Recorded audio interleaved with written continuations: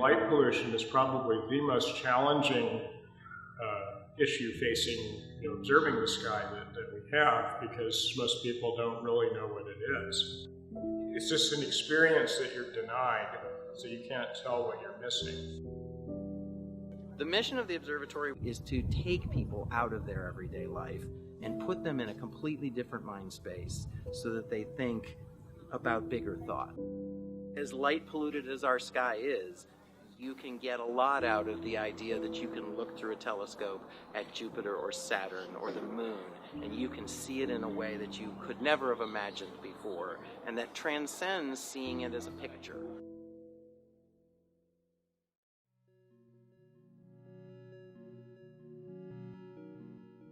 What the city is in the process of doing, and it's a long-term activity, is converting all of the city's streetlights, for which the city has responsibility, so that they are lights that are shielded toward the sky and that point down to the extent humanly possible, and that are LEDs, which reduces the power significantly. The future with respect to light pollution, I think, is actually kind of positive, because cities that have no incentive to necessarily care about light pollution care, and Los Angeles is one of them. And so lots of cities are getting on the bandwagon that says, there are consequences associated with having daylight during the night.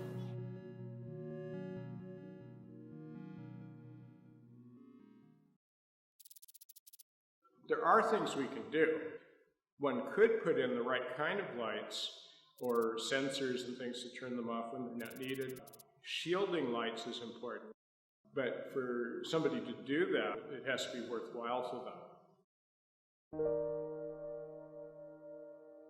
Luckily, of course, folks have our national parks, and a lot of those are places you can see the night sky, and there's amenities there. People can get out into nature, and I'm hoping they get out of their tents at night and look up to the skies, because they're far from our cities, and you can still see the Milky Way, you can still see meteor showers, and you can experience the Perseid meteors that inspired me to become an astronomer yourself.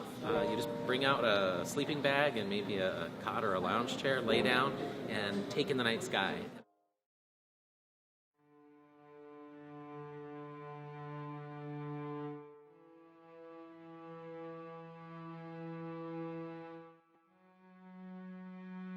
Ancient times, people would look at the sky because their lives depended on it. And now we don't need that. But the sky still is the place that you look to answer some of those fundamental questions. Who are we? Why are we here? How did any of this come to be?